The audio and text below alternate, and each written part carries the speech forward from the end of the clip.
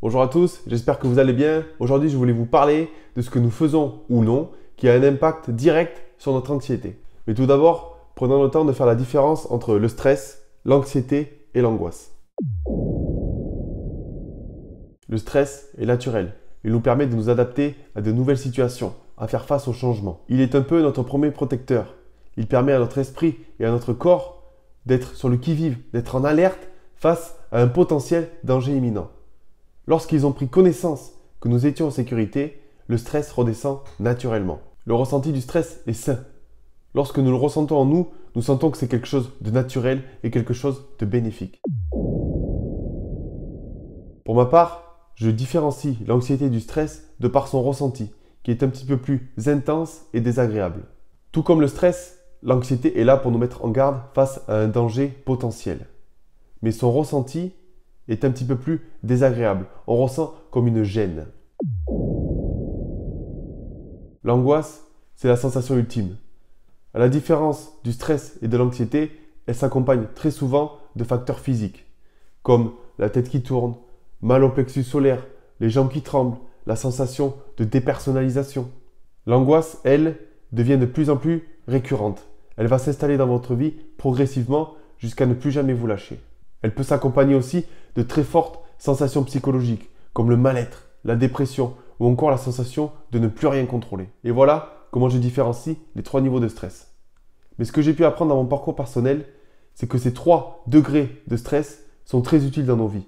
Même l'angoisse est ici pour nous apporter quelque chose. Mais il s'agira là du sujet d'une prochaine vidéo. Je vais vous partager 5 choses qui favorisent l'état anxieux, l'état d'angoisse.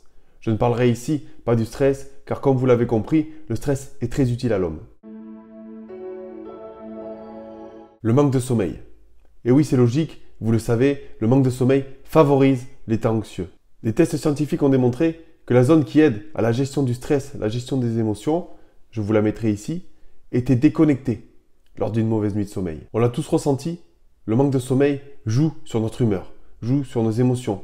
Nous sommes moins lucides, moins patients. Ce manque de sommeil déclenche des mécanismes cérébraux qui nous rendent plus sensibles à l'anxiété et au stress que la normale.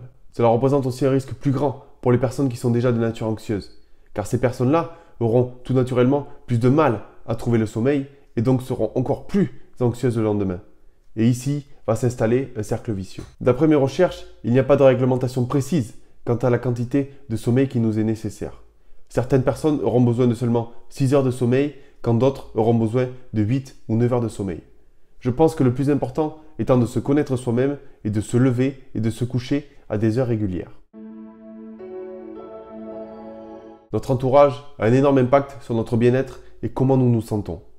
Comme vous le savez, nous sommes la somme des 5 personnes que nous côtoyons le plus. Pour illustrer tout ça, je vais vous partager une expérience que j'ai lue. Il s'agit de 2 sœurs, Cathy et Marie. Ces 2 sœurs sont de nature anxieuse. Et un jour, elles ont décidé de mener une expérience. Cathy, elle, décide de rester dans sa zone de confort auprès de sa famille et de son entourage.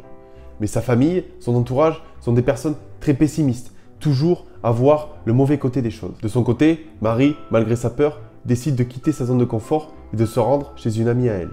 C'est alors qu'elle fait la connaissance de l'entourage de la jeune fille et elle découvre que ces personnes sont toutes positives, toutes souriantes et cherchent continuellement à évoluer dans leur bien-être. Et après quelques semaines d'expérience, voici enfin le résultat. Cathy, qui est restée auprès de ses parents, est toujours aussi anxieuse et toujours dans un état déprimé. Quant à Marie, elle est devenue beaucoup plus souriante, beaucoup plus positive et elle a même de nombreux projets pour sa vie future. À travers cet exemple, j'ai compris l'impact qu'avaient les personnes que nous côtoyons le plus sur nous-mêmes. L'être humain a ce besoin social, a ce besoin d'être entouré. C'est pour ça qu'il est encore plus important de faire attention à qui vous entoure, qui entre dans votre vie. Il en va de votre bien-être. Qui n'a jamais bu un verre pour se détendre? Il est vrai que nous utilisons beaucoup l'alcool ou les drogues pour échapper à la réalité. Il est vrai que lors de l'absorption d'alcool, par exemple, nous ressentons immédiatement cette euphorie et ce bien-être.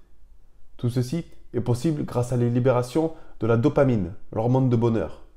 Mais bien sûr, lorsque celle-ci s'estompe, nous revenons immédiatement au stade initial. Et lorsque nous revenons à notre état naturel, l'angoisse, ce mal-être est toujours aussi présent. Et souvent, même un peu plus intense, dû à la fatigue et à l'absorption d'alcool ou de stupéfiants. On cherchera donc très vite à retrouver cet état de bien-être et cet état d'euphorie. Mais notre corps s'habitue extrêmement vite à ce que nous lui donnons et il lui faudra toujours une quantité plus importante d'alcool ou de drogue pour libérer la même quantité de dopamine et donc retrouver cet état de bien-être. Nous pouvons voir exactement les mêmes effets avec le café ou avec notre smartphone par exemple. Nous devenons de plus en plus accros à chaque notification que nous recevons. Et chaque notification sécrète en nous de la dopamine et donc une hormone de bonheur. Et nous devenons de plus en plus accros à ça et nous sommes de moins en moins patients. Tout ce qui est alcool, drogue, anxiolytiques, antidépresseurs ne sont que des solutions de bonheur court terme. Le corps finira toujours par reprendre le dessus et revenir à son état naturel. Tous les moyens que nous trouvons pour échapper à la réalité, je les appelle des cache-problèmes, fournissent cet état de bien-être, mais durant un laps de temps très court. Malheureusement, le problème reste enfoui et il continue à grandir tant que nous n'aurons pas pris le temps de le solutionner. On touche ici un point peut-être un petit peu plus spirituel, mais j'ai remarqué dans mon cas personnel que lorsque j'agissais en fonction de mes valeurs profondes, lorsque j'allais en direction de la vie que je mérite et de la vie que je veux, alors les angoisses disparaissaient d'elles-mêmes. Nous avons tendance à vivre une vie qui n'est pas la nôtre. De par notre entourage, notamment notre entourage familial, nos parents, qui malgré tout l'amour qu'ils nous donnent et qui nous portent, nous transmettent des codes, des croyances et des valeurs qui sont les leurs, mais qui ne sont pas nécessairement les nôtres. Mais au fond de vous, en grandissant, vous allez créer vos propres codes, vos propres valeurs, vos propres croyances en direction des objectifs de vie que vous possédez. Mais bien souvent, ceux-ci sont camouflés par votre entourage. C'est alors que votre cerveau, de façon très intelligente, va tenter de vous transmettre un message, comme ici par exemple au travers d'angoisse, de stress, pour essayer de vous rediriger vers le chemin qui est réellement le vôtre. Alors écoutez-vous et soyez qui vous êtes et non qui on vous demande d'être. Enfin, le point numéro 5, toujours vouloir être dans le contrôle. Et j'ai longtemps fait partie de cette catégorie et il n'y a rien de plus anxiogène que de vouloir tout contrôler dans notre vie. Alors, deux choix s'offrent à vous.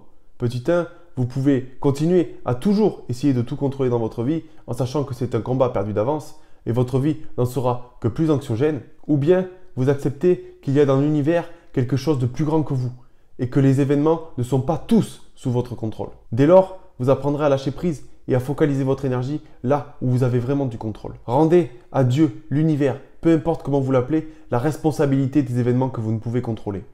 C'est extrêmement libérateur émotionnellement. Méditez là-dessus, travaillez là-dessus, faites-le. Et voilà, nous arrivons au terme de cette vidéo. J'espère qu'elle vous aura plu, j'espère que vous aurez appris des choses. En attendant, n'hésitez pas à liker, à vous abonner ou à commenter. Je me ferai un plaisir de vous répondre. En attendant, prenez soin de vous. Au revoir.